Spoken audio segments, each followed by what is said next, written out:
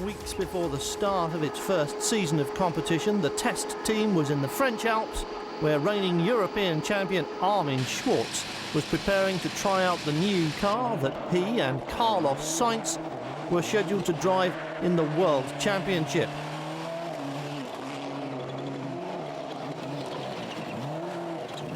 We are going back to the World Championship, what I was looking forward the whole last season.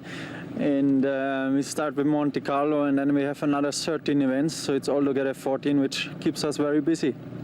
The car is all new to everyone in the team. There's a number of changes in various areas, the suspension, the engine, and of course some of the things that you see most significantly from the outside, the bodywork and the aerodynamics. The front end of the car has changed in terms of its appearance, because we have a new front bumper with revised aerodynamics in the front bumper. We've got revised front wheel arches.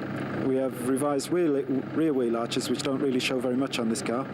And we also have a new rear aerofoil design. So you see those things quite clearly from the outside. Underneath the surface, there are a number of changes as far as the engine is concerned, with new turbocharger, intercooler, inlet manifold, exhaust manifold, and so on. And underneath the car at the rear, we have a completely new rear suspension system. We have a new rear subframe and a McPherson system instead of the semi-trailing arm system which we had on last year's car. The basic specification of the new Escort is not terrifically different to that of its predecessor. Of all the big car makers, Ford were always the best at marketing the homologation-based performance versions of supposed family cars in any case. With just a slight increase in width and weight, the biggest and most significant change has taken place since this season began, and the team have thrown away the rear trailing arms in favour of McPherson's struts. It's a move which has completely changed the characteristics of the car, for the better, needless to say, although here in the French Alps for the initial pre-season outing the car was in original specification. It was already very driver-friendly, and it was full of promise too. After all, it had all the unfulfilled potential of its Group A predecessor to draw on. It's much more efficient, much more straight. That World Rally car, the Ford Escort, it's a more like a race car type, and you don't need to play so much with the car, and it's turning in easier, so it makes it a bit easier for the driver, and you don't need to have such a spectacular style to get around the corner. You won't regret that? Well, I like to be fast. It doesn't matter how it looks. Test teams will argue that they work harder than the rally crews, and in pre-season workouts they start early in the morning before it's light and go right through the day and on into the night, running to the kind of punishing timetable that has long since been dropped from the World Championship itself. The Escort test schedule began in November of 1996, and its first rally outing was in January of the following year. So it was immediately clear that preparing it for the coming season was a race against time. The regulations do allow for minor improvements and changes to be made during the course of the season, but they are just that, refinements.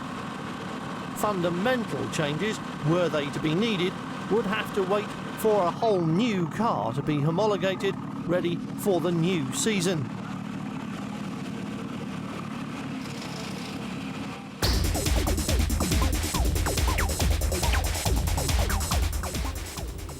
"2,000 metres up in the mountains and well above the snowline, the new Escort began testing for the 1997 season by preparing for the first event of the year. And the fact that the Monte Carlo rally is so untypical of anything else during the year makes this session less than valuable in the long-term scheme of things.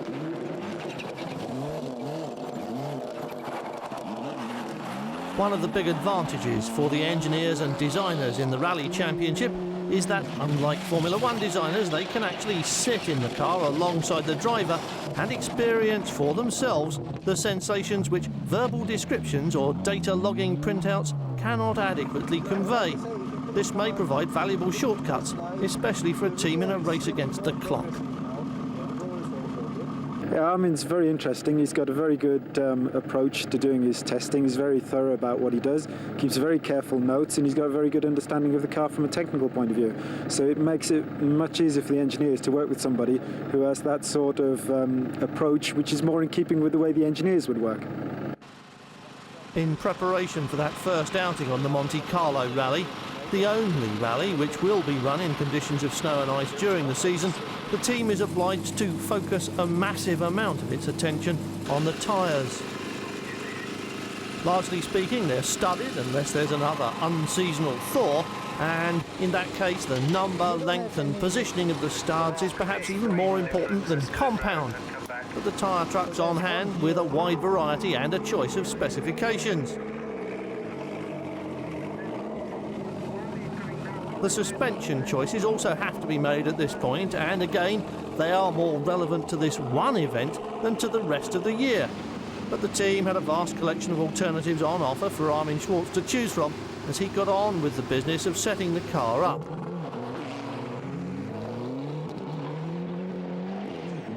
At this stage in the test schedule, the Escort seemed to be short of a little traction, and as always, more power would have been a big help. But all race drivers in all disciplines make that same request. Armin Schwartz, though, with no depth of experience of the car's predecessor to draw on, felt that things were already looking fairly good for the coming season. The only difficult thing for me is I have no experience with the car, so everything what we are doing here is just to find a direction that I'm learning by doing. I mean, changing parts and pieces in the suspension and just to see how the car is reacting and which way it reacts, what we can use or what I can use for my driving. And so we have gone through a process of trying a lot of different items on the car, which has been, I mean, on and off for the whole day, but it was a learning process and it went so far quite good. The Monte Carlo rally was a success for the Ford team, second and fourth on the car's debut appearance, a promising result. It was doubly promising because this was also the debut of what was effectively a brand new team.